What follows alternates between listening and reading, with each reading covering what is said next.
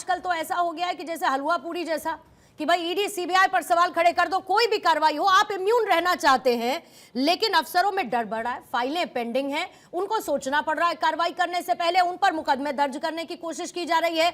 ये तो कम से कम ये असल में संघीय ढांचे पर हमला है, ना कि हो रही कार्रवाई वो with process with due diligence की जा रही है। पूर्णिमा जी नमस्कार, सारे को पैनलिस्टों को भी नमस्कार। आपका ये पूर्णिमा जी, जिस फेडरल स्ट्रक्चर की बात सरदार वल्लभ भाई पटेल ने जिस सपने को देखा था, जिस हिंदुस्तान को बनाने में, जिस तरीके की मानसिकता से ये लोग ग्रसित हैं, आप जरा इनसे पूछिए, इनके प्रवक्ताओं से, कि क्या ऐसा रीजन है कि महागठबंधन वाले राज्यों में ही सारे केंद्रीय एजेंसियों को दिक्कत होती है? ऐसा क्यों होती है कि जहां जहां महागठबंधन की सरकारें हैं वहीं इनके केंद्रीय एजेंसी को दिक्कत होती है? यहाँ पंचिंग बैग बना के रख दिया है इन्होंने केंद्रीय एजेंसी को। रह गई बात केंद्रीय एजेंसी को, अगर इनको लगता है कि केंद्रीय सरकार के अगर पोपट के रूप में काम कर रहे हैं या तोते के रूप में काम कर रहे हैं, तो ये देश 1975 के उस जो लोकतंत्र को लूटने वाला जो घटना थी उससे उबरा नहीं है।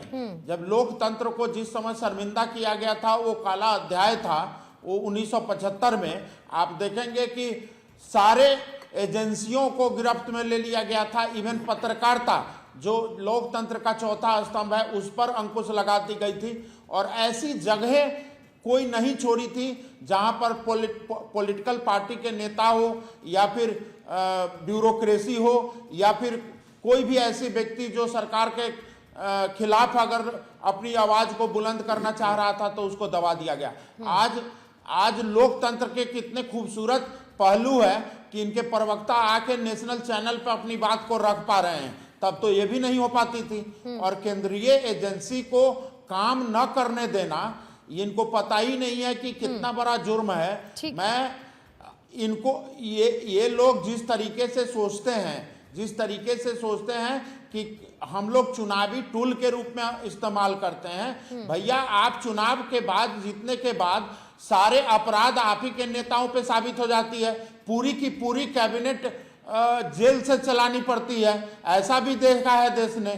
तो मुख्यमंत्री सहित पूरी कैबिनेट जेल में चली जाती है। तो ऐसी परिस्थितियों में पूर्णिमा जी जरा सोचिए कि केंद्रीय एजेंसी क्या करे।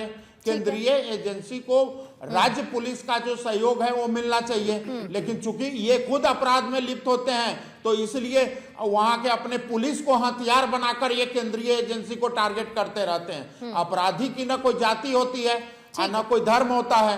अपराधी तो अपराधी है।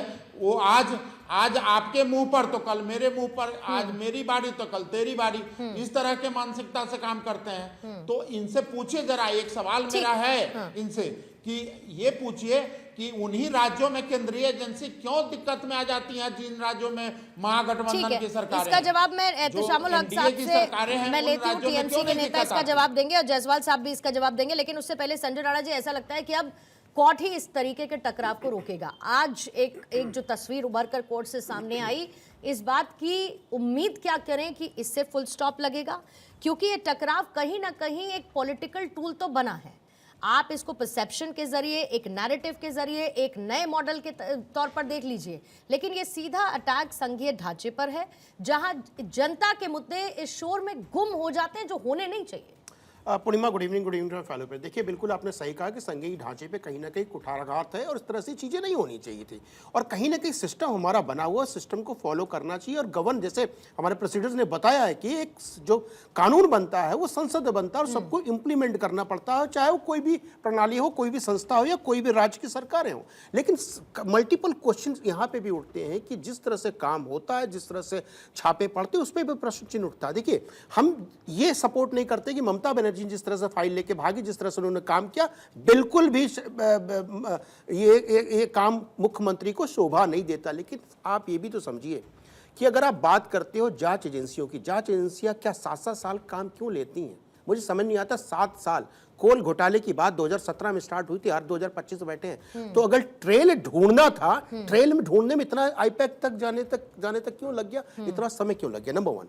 नंबर 2, जो हम बात करते हैं कि कहीं ना कहीं जो कोर्ट है, सुप्रीम कोर्ट हो, हाई कोर्ट हो या कोई भी कोर्ट हो, उसका काम यह नहीं है कि दो पार्टियों का समझौता कराना, मध्यस्थ बन जाए, मध्यस्थता करना। उसका काम है जो कानून बना हुआ है, जो संसद ने बनाया, उसको एग्जीक्यूट करना और उसके व्याख्यान करना उसका काम। उसका काम यह नहीं कि आपकी सुलह मशवरा कराना और किसी को गलत और सही साबित करना। लेकिन हाँ, एक बड़ा प्रश्न, अगर मान लीजिए कि ममता बनर्जी की सरकार वहां पे अच्छा काम नहीं कर रही है, ममता बनर्जी की सरकार न्याय संगत काम नहीं कर रही है, ममता बनर्जी की सरकार अगर कानून व्यवस्था को नहीं बना पा रही है और एजेंसियों के साथ इस तरह से खिलवाड़ कर रही है, तो केंद्र सरकार के पास एक हथियार होता है, उस पर राष्ट्रपति शासन लगाने में क्यों कुरेज कर रही है?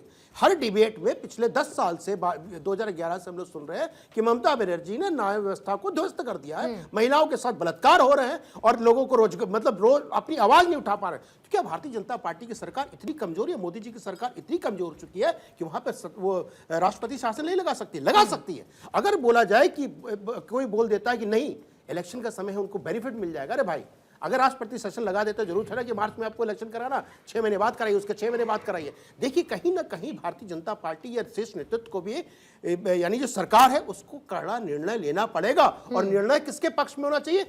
जनता के पक्ष में होना चाहिए। निर्णय किसके पक्ष में होना चाहिए? जो एजेंसियां उनके पक्ष में। सोचिए अगर इस तरह के एफआईआर होते हैं तो कौन सा एजेंसी का अधिकारी आप और हम हिम्मत करेंगे जाने के लिए? हम नहीं करेंगे, क्योंकि हमारी रिटायरमेंट में डर का माहौल बनेगा। 60 साल के बाद हमारा कौन देखेगा? ना भारतीय जनता पार्टी देखेगी, ना टीएमसी देखेगी। हम उतना बड़ा रिस्क को क्यों लें? तो प्रश्न चिन्ह उठता है। मान लीजिए अगर कर्नाटका में कोई हिंदू धर्म को गाली देता है, सनातन धर्म को गाली देता है, तो आपके कर्नाटका के नेता क्या मुंह में दही जमा के बैठे? उनको भी आप बोलिए बयान देने के लिए। बयान देने से आप डरते क्यों?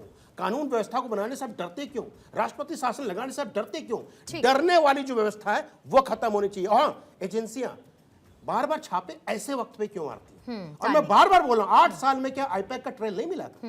मुझे कोई बता दे आईपैक का ट्रेल क्यों नहीं मिल रहा था, अभी क्यों मिलने लगा? ठीक है, तो ट्रेल का जवाब सरकार को भी देना पड़ेगा। ठीक है। ये भी तो बार बार समय समय पर आरोप लगते रहे कि क्या वाकई में पॉलिटिकल पार्टीज प्रभावित करती हैं जांच एजेंसीज को? कुल मिलाकर सहयोग दोनों तरफ से है अनुराग साहब, ये बात तो सच है, चाहे वो केंद्र हो चाहे राज्य हो, जांच एजेंसीज हो या राज्य की पुलिस हो। ये बैलेंस हर तरफ से बना रहना चाहिए ताकि किसी को ये कहने का मौका नहीं मिले कि भाई इधर तो वॉशिंग मशीन है, क्यों कहने का मौका मिल जाता है। पूर्णिमा जी, सीबीआई को तोता अगर हाई कोर्ट ने कहा था, किसके ज़माने में कहा था? जब यूपीए 1 यूपीए 2 की सरकार थी। खैर वो गई बातें हो गई। आज जांच एजेंसियां जो हैं स्वतंत्र हैं, वो उन पर न किसी का दबाव है न कुछ है। एमएल शर्मा साहब सीनियर ऑफिशियल रहे हैं सीबीआई के। आप उनसे पूछिएगा कि हर साल लगभग सीबीआई या ईडी ये सारी एजेंसियां, इनकम टैक्स, ये सारी एजेंसियां जो हैं 1500 केस इनके यहाँ फ्रेश रजिस्टर्ड होते होंगे। मतलब कि 1-2 केस नहीं होते होंगे, 1500 केस रजिस्टर्ड होते हैं हर साल। और वो सारे केस किसी विपक्ष के राज्य में नहीं, पूरे भारत के कहीं ना कहीं किसी कोने में रजिस्टर्ड होते होंगे।